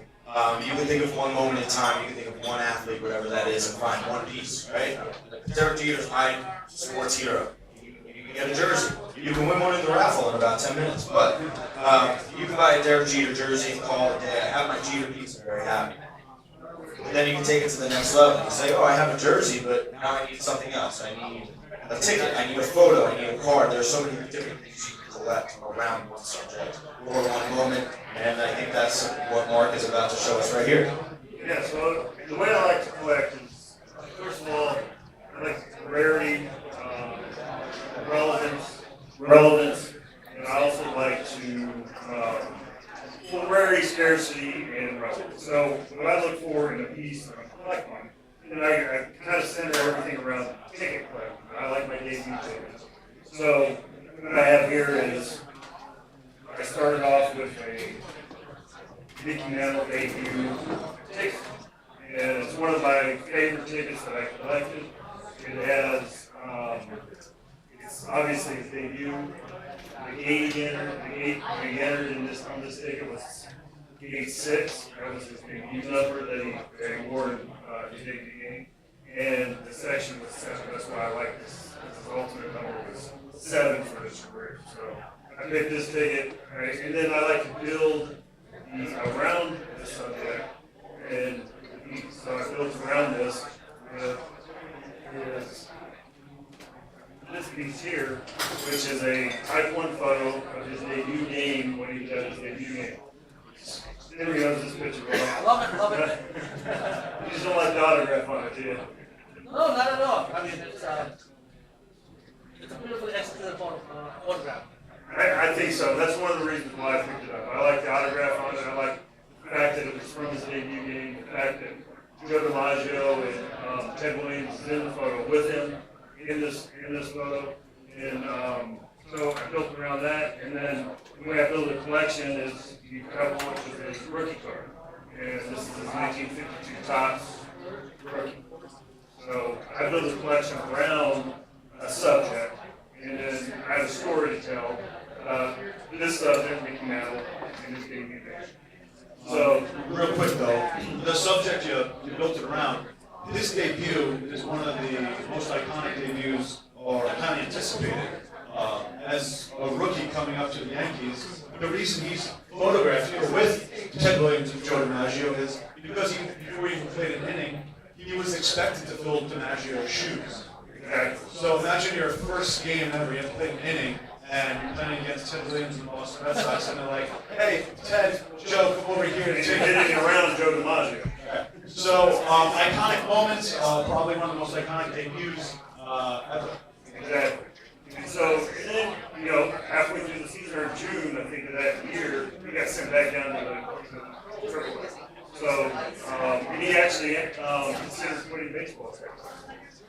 And then when he got brought back up, who took his number 6? Thanks. Yeah, which he did nothing really, but he ended up getting number 7 when he came back up later on. So that's how he ended up with number 7. And then I have, like raring. So it's very rare that you see a debut ticket with a significant subject that's relevant to the hobby that is around without being a opening date. So this is a Roberto Clemente debut, which there's only one in existence.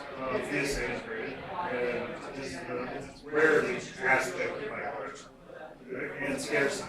You're never going to see another one. This was a double header. He got his first hit in this game, and that's the first 2 hits. And his first hit.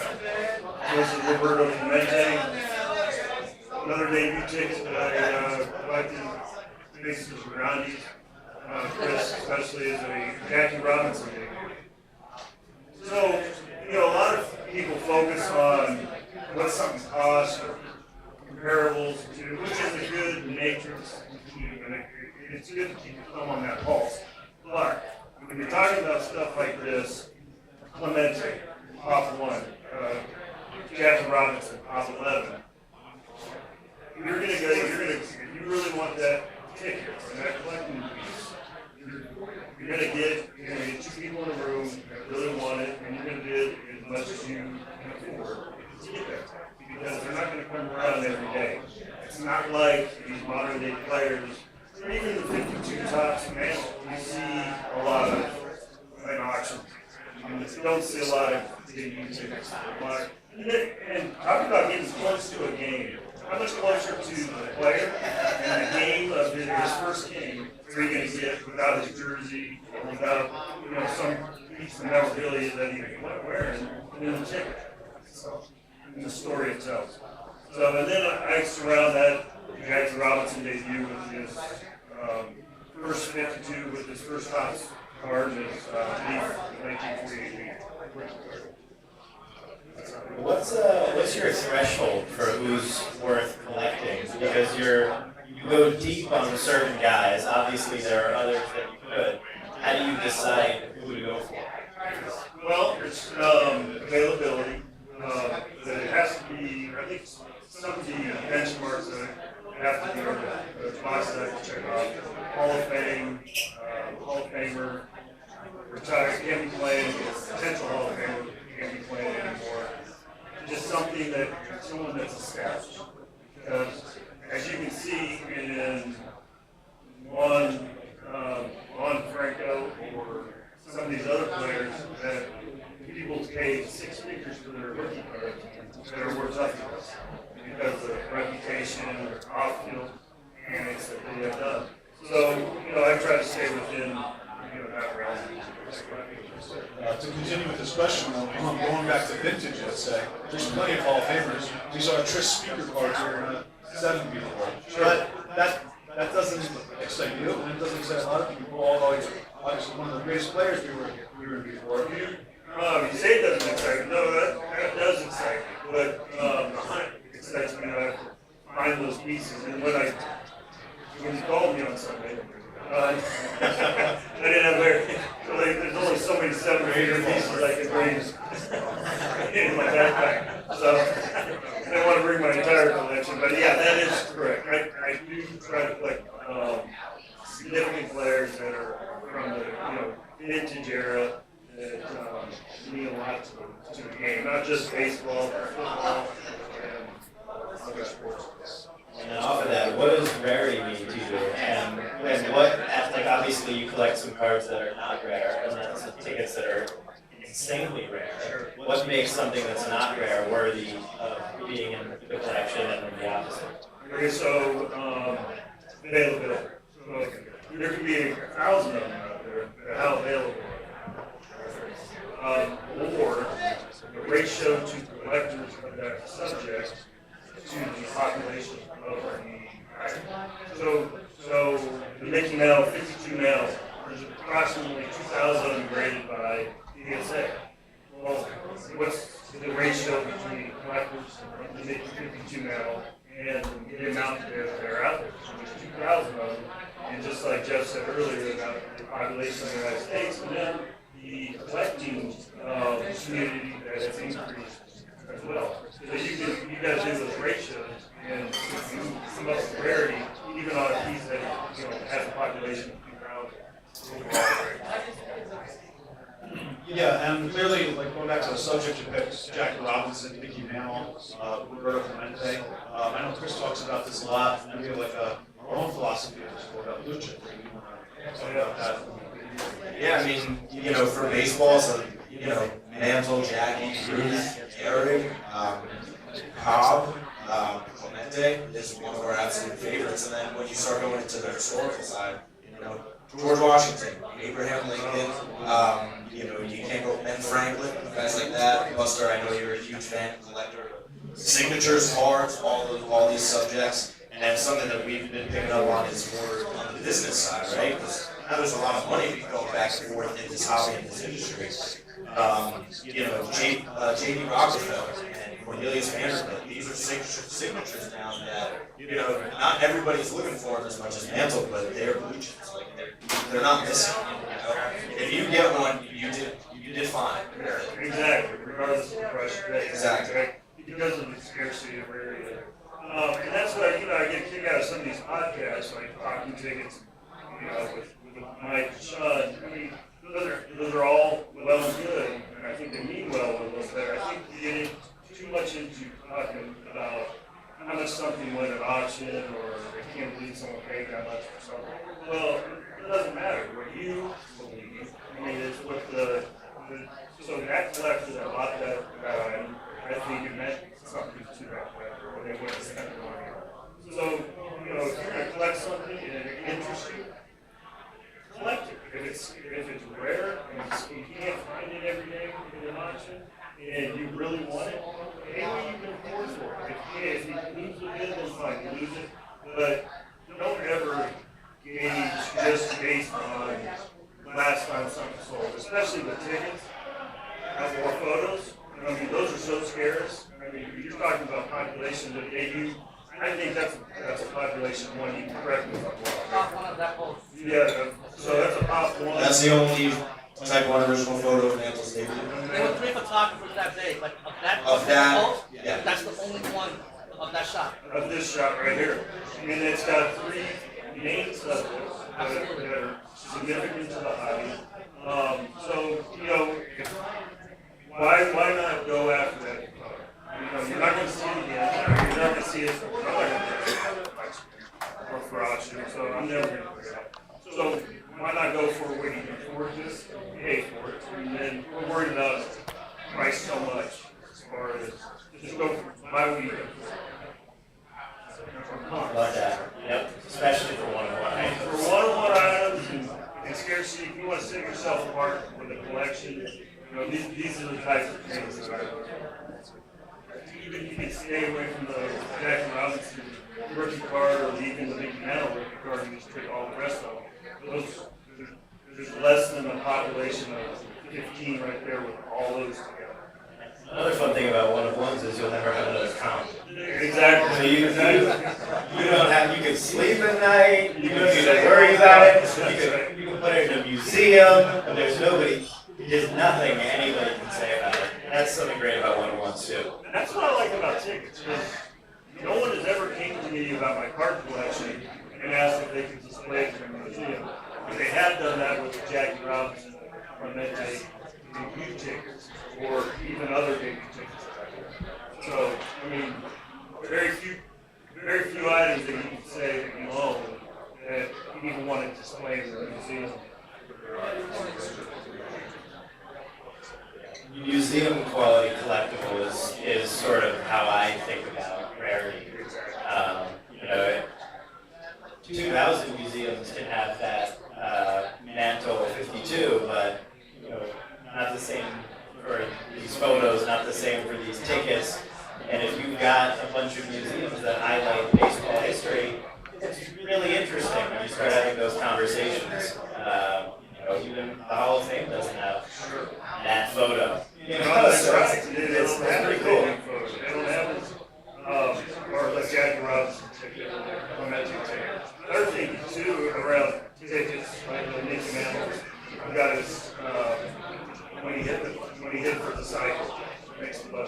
Well, a lot of things, like when you first wore the number 7, when you first wore, or when you last wore the number 6. When you first came back to pension, where you first wore pension. So, there's a lot of things you can collect on the tickets that I really enjoy. And the hunt for the tickets too. So there's a lot outside of opening day or World Series, the hunt for a ticket is very difficult. That's what I love about your collection is that it's not just the 52 mantle and the leaf jacket, the most notable cards that anybody who just jumps into the hobby would figure out to buy. You really go deep, you understand it, you're a historian with it.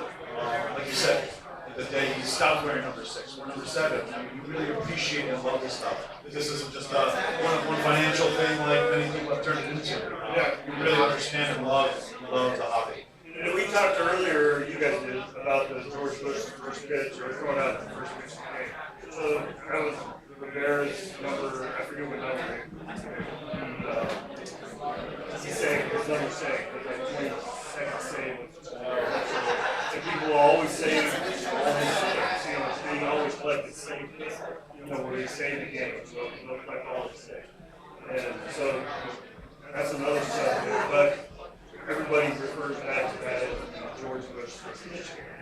No one really remembers that it was Rivera's. How many of those tickets are out there? I'm sure there's quite a few of the World Series, but signed, probably very few. We actually looked this up recently. We were just talking about this last week. Pick one up. I want to say it's. I think it was less than half. Yeah, sure. Oh, wow. Cool. That are signed by Bush. Yeah, there's plenty of tickets that are quite like $200 that's signed by him. If you really dig into stuff like that, you can find a lot of superlatives that go along with the ticket. And with the main superlative of that ticket, not having Any other questions from Mark, guys? I think we nailed it here. Actually, can we throw one of these in the raffle? Get a lot more entries. Guys, give it up for Mark Maynard and Buster. Thank you so much. And Tom and Urban are super collectors that help us out.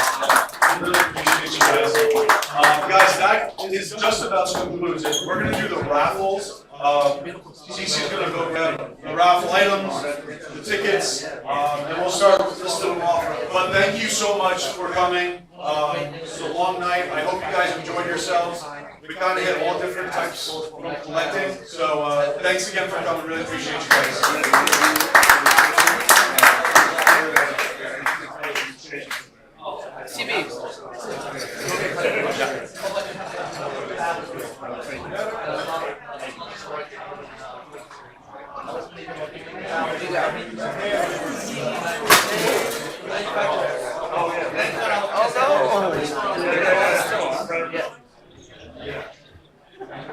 I think we're doing the raffle. Hey guys, just so you know, even after the raffle, you don't have to leave. We can hang out. We can have a drink. But we're going to do the raffles right now. So first up, we're going to do. Let's do some of these baseballs. Guys, we're going to do the baseballs first.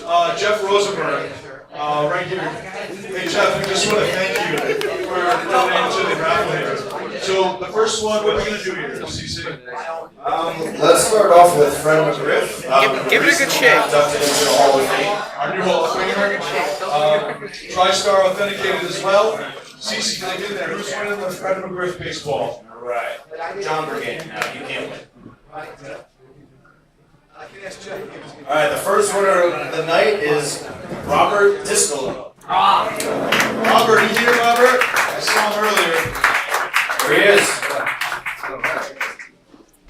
50. Congrats, Robert. David, you have one of those boxes? I need a box. Alright, so the next ball we're doing is who? We'll do Clemens. Roger Clemens here. Read those inscriptions for him, Chris. These are certain stats. You forget how good Clemens was. I got 4,672 strikeouts. Oh my God. And then 354 wins. Holy. All right, so who's winning the Roger Clemens Ball? The winner is John Resnikoff, if you're still here, John. Johnny Rez. I will accept it on his behalf. All right, and the last baseball from Jeff is signed by Dusty Baker, manager of the Houston Astros, who are going for a consecutive World Series title.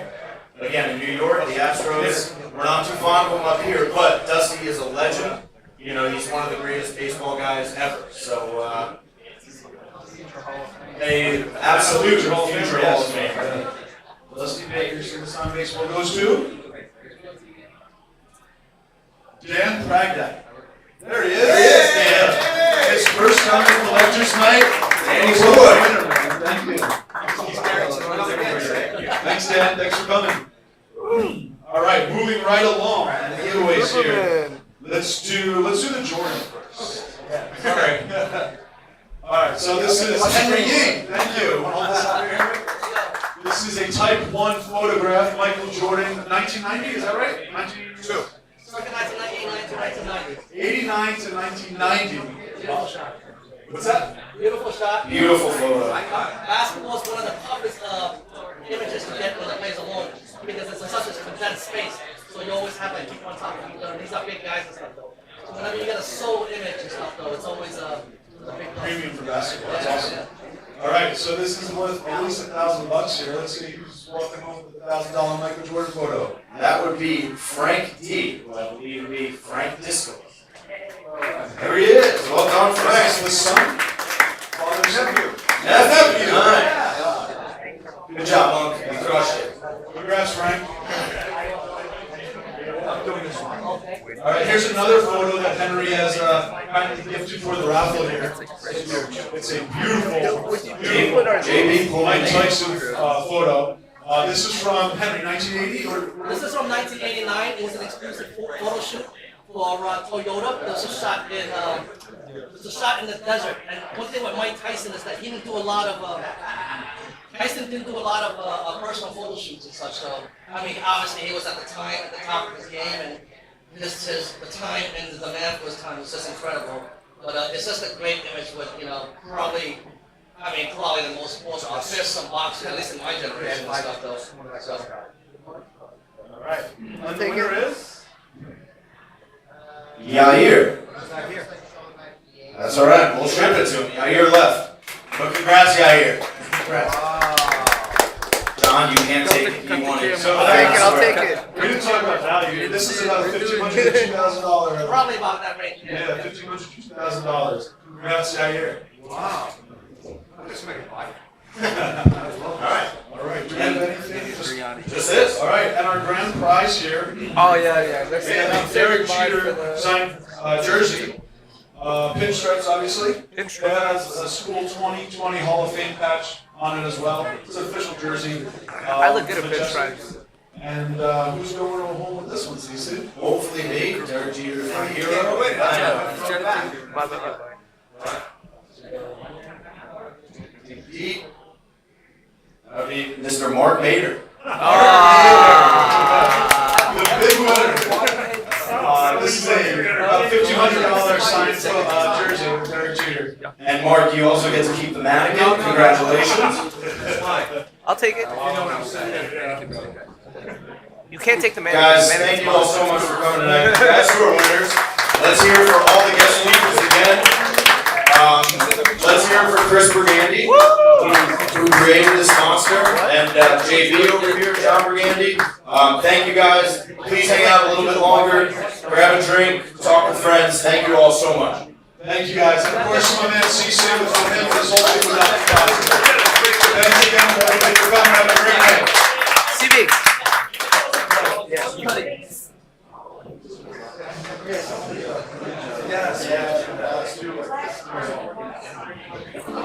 Yes.